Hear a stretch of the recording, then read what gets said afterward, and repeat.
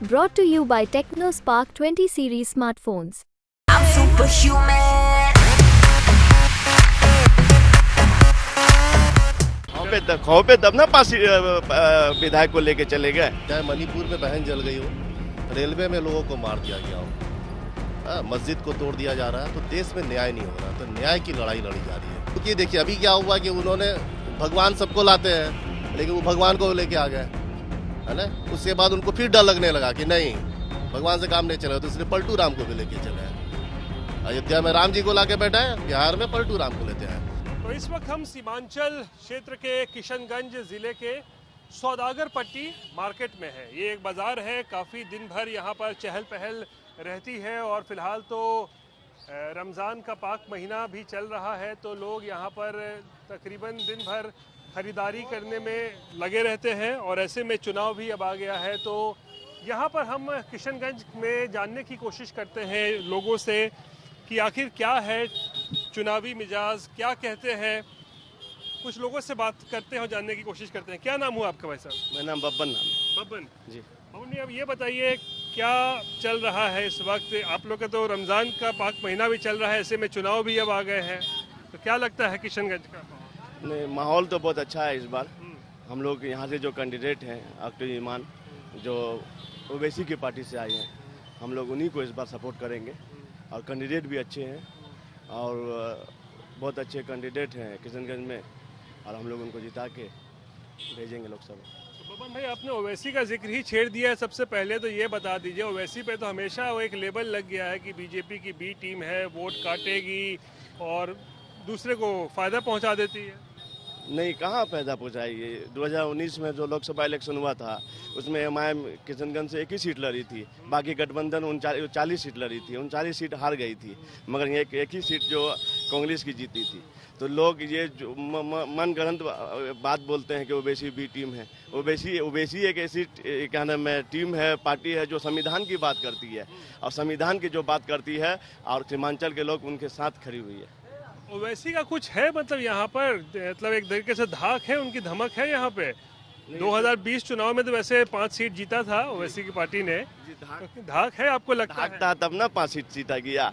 अब क्या करिएगा, बदकिस्मती है सीमांचल के जो है चारों विधायक को आरजेडी कीन लिए, नहीं तो 5 विधायक तो एमआईएम का था ही। ये आरजेडी वाले डरते हैं क्या ओवैसी से, ये बताइए। उनको लगा क्या कि आने वाला 5 साल बाद ओवैसी साहब हक मांगेंगे। अभी 5 सीट जीते हैं, आने वाला टाइम में बोलेंगे और 5 सीट दीजिए, 10 सीट मांगेंगे। तो वो आरजेडी चाहती है कि कोई नेता पैदा नहीं हो, इसीलिए वो पार्टी को। मैं आपको लगता है कि लालू या तेजस्वी हो, वो ओवैसी से क्या कुछ खौफ ज्यादा है? खौफ पे तब ना 5 विधायक को लेके चले गए, बगैर खौफ का। चलिए और कुछ लोगों से बात करते हैं। आपका क्या नाम हुआ भाई साहब? मोहम्मद रिजवान आलम। रिजवान आलम, क्या करते हैं रिजवान आप? हमारा काम धंधा करते हैं या स्टूडेंट हैं? नहीं दुकान है, दुकान चलाते हैं। बिजनेस चलाते हैं। क्या चीज़ की दुकान चलाते हैं? इलेक्ट्रॉनिक से दुकान चलती है, यही किशनगंज में ही। जी। क्या लगता है चुनाव में इस बार? देखिए अब रमजान के बाद क्या है, रमजान का सुकून चल रहा है हम लोग का अभी तो। रमजान के बाद तो वोटिंग होगी ही, हम जानते हैं दूसरे चरण में है किशनगंज में, लेकिन क्या माहौल क्या है अभी? माहौल देखिए अभी ज़्यादा हम लोग एमआईएम को सपोर्ट करते हैं अभी। इसको? एमआईएम पार्टी को। एमआईएम को आप लोग भी करते हैं? जी। अब मैं क्या एमआईएम के लोगों के साथ ही बात कर रहे हैं हम लोग यहाँ पे, क्या सब एमआईएम के सपोर्टर हैं? नहीं और भी है। एमआईएम का ज़्यादा हाँ एमआईएम का ज्यादा चर्चा है क्या इस बार चुनाव में? जी। क्यों, ऐसा क्यों है? सीमांचल में ज़्यादा उनको सपोर्ट करते हैं, एमआईएम पार्टी को। एमआईएम पार्टी को जी।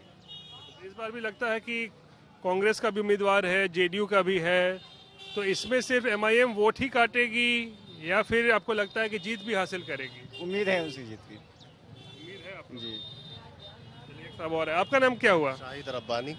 शाहिद रब्बानी। शाहिद भाई ये बताइए, कल मतलब ये तेजस्वी यादव से हम लोग मतलब जब भी रैलियों में जा रहे हैं आजकल चुनावी सभाओं में, बड़ा जिक्र करते हैं कि हैदराबाद से लोग आएंगे और वोट काटेंगे, बीजेपी को फ़ायदा पहुंचा देंगे। तो आप बताइए किशनगंज में यहाँ सिर्फ जेडीयू और कांग्रेस का ही चलेगा या फिर ओवैसी भी कोई फैक्टर है क्या यहाँ पे? 2 फैक्टर की बात चलेगी, लोकल मुद्दा और केंद्र का मुद्दा। अभी जो देश जल रहा है तो देश को बचाना है, ये एक बड़ी बात है। देश के साथ न्याय नहीं हो रहा है। चाहे मणिपुर में बहन जल गई हो, रेलवे में लोगों को मार दिया गया हो, मस्जिद को तोड़ दिया जा रहा है, तो देश में न्याय नहीं हो रहा, तो न्याय की लड़ाई लड़ी जा रही है। अभी कौन वोट काटेगा, किसको बचाई करना, एक अलग मामला है, एक लड़ाई है, बहुत बड़ी लड़ाई है, जो सोच है। सदुद्दीन ओवैसी साहब बहुत बढ़िया वक्ता है, एक अच्छा सोच है, बात करते हैं, कई चीज़ें हैं, लेकिन एक बड़ा स्कोप में काम नहीं कर रहे हैं, वो लिमिटेड काम है, तो लिमिट से चीज़ें नहीं हो पाएगी। सीमांचल में क्या वो बस केंद्रित नहीं, मतलब पूरे पिछला इलेक्शन 2019 में देखे तो 3 सीट लड़े हैं, 3 मान के 3 का 3 जीत दिया 100%, तब भी या बिल फाड़ देने से कानून नहीं रुकेगा। कानून को रोकना है तो तादाद चाहिए, कानून को रोकना है तो सबको लेके चलने वाला चाहिए, है ना। तो एक बड़ी लड़ाई है, इंसाफ जो करेगा, और अभी जहाँ तक दिख रहा है, चाहे तेजस्वी यादव हो या राहुल गांधी हो, लोगों के बीच में जा रहे हैं, लोगों को बता रहे हैं देश रहेगा, संविधान रहेगा, तभी सब लोग रहेंगे, बाद में सारी चीज़ें होती रहेगी। देश को बचाना, संविधान को बचाना एक बड़ी लड़ाई है। शायद आपको लगता है कि महागठबंधन का थोड़ा जोर है इस बार चुनाव में? थोड़ा नहीं, पूरा ही जोर है, और हमेशा जोर रहता ही है चीज़ें, क्योंकि देखिए भ्रम फैलाने वाले लोग हैं, चाहे मोदी जी हो या असदुद्दीन ओवैसी साहब हो, भ्रम फैला रहे हैं, पॉकेट वोट है उनका। मोदी जी के पास पोलराइजेशन करना है। हालांकि बीजेपी गवर्नमेंट ने अभी इंफ्रास्ट्रक्चर पर काम किया है, लेकिन मोदी जी या उनके लोग इंफ्रास्ट्रक्चर के बात कह के बात नहीं करेंगे कि भैया हमको वोट दो, हमने काम किया इसलिए दो। वो पोलराइज करेंगे, जो उनका तरीका है, क्योंकि मोदी जी को का हाल वैसे ही है जैसे बिना पानी की मछली।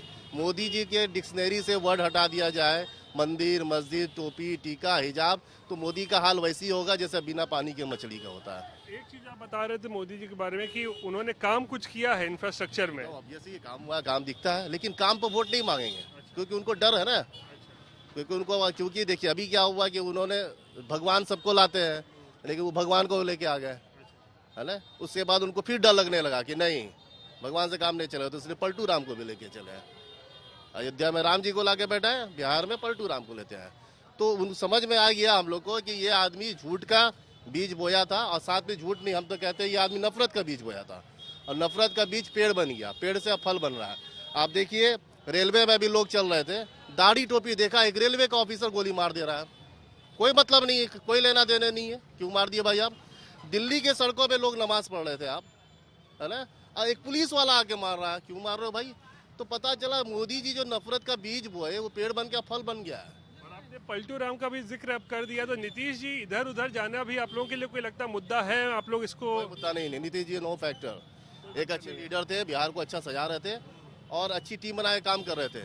लेकिन मोदी जी जो डर अपना है, जो ईडी, सीबीआई वगैरह वगैरह लेके चल रहे हैं, तो कहीं ना कहीं इनको भी डर है कि जिसने जो डरा नहीं वो जेल में चला गया, चाहे अरविंद केजरीवाल साहब हो या हेमंत सोरेन साहब और दीगर नेता, वो जेल के अंदर है। लेकिन नीतीश जी को डर लग गया तो वो फिर चले गए। एक बहुत बड़ी लड़ाई है सर, और आप लोगों से भी रिक्वेस्ट है कि आप लोग इस लड़ाई में साथ दीजिए, देश को बचाने के लिए सोचिए। बाद में जैसे धर्म जो है ना पर्सनल चीज़ है, ये जो है ना पर्सनल मामला है। आप जिस धर्म के हैं वो घर के अंदर आप बढ़िया पूजा करते हैं, आपकी पत्नी आपसे ज़्यादा पूजा करती है, तो ये धर्म पर्सनल चीज़ है। तो कोशिश कीजिए कि आप लोग से भी बहुत उम्मीद है कि धर्म, देश को बचाना, देश रहेगा तब असदुद्दीन ओवैसी भी रहेंगे और अख्तर ईमान भी रहेंगे और दीगर लोग। तो देश को बचाना है, राहुल गांधी को मजबूत कीजिए, तेजस्वी यादव को मजबूत कीजिए, देश को बचाइए। ठीक है, आप महागठबंधन के पक्ष में बातें कर रहे हैं। आपका नाम क्या हुआ सर? जी, मेरा नाम खालिद सरफराजी है। खालिद सरफराजी। खालिद भाई ये बताइए, बड़ा ये मैं 2-3 चुनाव का देख रहा हूँ तो कांग्रेस का गढ़ रहा है, कांग्रेस यहाँ से लगातार पिछले 3 चुनाव को जीत रही है। इस बार भी क्या लगता है, कांग्रेस का ही दबदबा रहेगा या महागठबंधन का है या फिर कोई और फैक्टर? जी, गढ़ तो ये राष्ट्रीय जनता दल का रहा है शुरू से।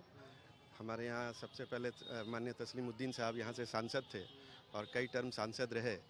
उनके हारने के बाद ही जब अलायंस हुआ तो कांग्रेस यहाँ पर अलायंस में चल रही है। एक्चुअली यहाँ पर जो वोटर का मिजाज है वो राष्ट्रीय जनता दल के फेवर में रहता है, लेकिन राष्ट्रीय जनता दल का कैंडिडेट नहीं रहने के कारण लोगों में थोड़ा सा एक भ्रम है, मायूसी है। चूँकि पहले जो सांसद रहे हैं उनसे भी लोगों को कुछ मायूसी है। तो इस जावेद आप कह रहे हैं जो कांग्रेस के, जी मायूसी है आप लोग, उनसे मायूसी है लोगों को। तो इसको लेकर लोगों से इंटरेक्शन नहीं है, मिलना जुलना नहीं है। खुल क्या बताइए, अगर आपको अपने सांसद से कोई नाराजगी है तो भी आप बता सकते हैं। यही कारण है कि लोगों में थोड़ा सा भ्रम की स्थिति है, इसके वजह से लोग चारों तरफ बटे हुए हैं। और फिलहाल तो ईद का माहौल है, तो इसलिए अभी कुछ पता नहीं चल पा रहा है कि क्या हालात होगा। बटे हुए जो लोग हैं, तो क्या आपको लगता है फिर ओवैसी अगर आते हैं ऐसे में चुनाव लड़ते हैं, अब किशनगंज तो कंफर्म हो गया कि लड़ने वाले हैं, बाकी सीमांचल का कह नहीं सकते हैं, लेकिन क्या लगता है तो उनके आने से कोई माहौल बदल जाता है, किसी को फायदा होता है, किसी को नुकसान होता है? जी, चूँकि हमारा मुस्लिम बहुल एरिया है तो इसलिए ओवैसी फैक्टर तो यहाँ रहता है। चूँकि जो मुस्लिम वोटर्स हैं वो ज़्यादातर ओवैसी के पक्ष में वोटिंग करते हैं। इससे पहले भी आपने देखा होगा कि 4 सीट और 5 सीट लगभग यहाँ से विधानसभा में गई है। और अभी इस बार फिर जो कैंडिडेट हैं अख्तरुल ईमान साहब जो ओवैसी की पार्टी से हैं, वो भी इस वक्त स्ट्रॉन्ग पोजीशन पे है, लेकिन ये है कि मिला जुला के लड़ाई ट्रायंगुलर होने की उम्मीद है। लेकिन आपको लगता है कि आरजेडी का कैंडिडेट होता तो ज़्यादा बेहतर? जी जी, आरजेडी का कैंडिडेट अगर होता तो लड़ाई वन साइड होती। कांग्रेस के होने से आपको लगता है कि थोड़ा मामला गड़बड़ है? जी गड़बड़। चलो, जेडीयू के बारे में क्या कहेंगे? मुजाहिद आलम जो है खड़े यहाँ से। जी, मुजाहिद आलम चूँकि उनके साथ भाजपा है तो थोड़ा सा चूँकि मुस्लिम एरिया है तो लोग जो है मुस्लिम वोट जो है उनकी तरफ कम जाएगा। आप कुछ कहना चाह रहे थे? नहीं, कुछ सवाल आप जैसे पूछे कि जावेद साहब एमपी साहब है भाई, कह रहे थे कि अपने सांसद से कुछ नाखुश है। जी जी, एकदम नाखुश होना भी चाहिए। जो काम करता है उसी का पीठ भी थपथपाई होता है, उसी को लोग गाली बकते हैं। क्या नाराजगी है सांसद से आप लोग? जिन्होंने कहा ना कि लोग से इंटरेक्शन कम है, तो इतना बड़ा लोकसभा होता है, 20 लाख की आबादी वाला चीज़ है, आसान काम नहीं है 20 लाख से लोगों से मिलते रहना। वो आदमी काम किया है, लोगों के हाँ इंटरेक्शन हो सकता है कम हो, अपना अपना तरीका होता है काम करने का, ठीक है ना, तो काम किया उसने और आगे भी काम करेगा। सबसे अच्छी बात उस आदमी में ये है ना कि डिस्ट्रक्टिव आदमी नहीं है, कंस्ट्रक्टिव आदमी है, पॉजिटिव सोच का आदमी है, नुकसान नहीं पहुंचाता है किसी को। तो किशनगंज के सौदागर पट्टी मार्केट में हम लोग इस वक्त हैं, लोगों से बात कर रहे हैं, उनकी राय जान रहे हैं, और लोगों का साफ कहना है कि ये हालांकि पिछले अगर 3 लोकसभा चुनाव पर नज़र डालें तो महागठबंधन का गढ़ रहा है, यहाँ से कांग्रेस के उम्मीदवार की जीत हुई है। हालांकि कुछ लोग ये भी कह रहे हैं कि अगर आरजेडी यहाँ से अपना उम्मीदवार उतारती तो और एक अच्छी बात हो सकती थी, मजबूत हो सकती के साथ आरजेडी जीत दर्ज कर सकती थी। लेकिन सबसे बड़ा फैक्टर जो यहाँ पर लोगों के बीच में है वो ओवैसी फैक्टर है। तमाम लोगों से जो हम बात कर रहे हैं वो ओवैसी का जिक्र जो है वो ज़रूर कर रहे हैं। कह रहे हैं कि कुछ लोग कहते हैं वो वोट काटने के लिए यहाँ आ रहे हैं, कुछ का मानना है कि नहीं, ओवैसी अब यहाँ पर अपने आप को मजबूत भी जो है वो कर रहे हैं और ओवैसी को वोट भी करेंगे।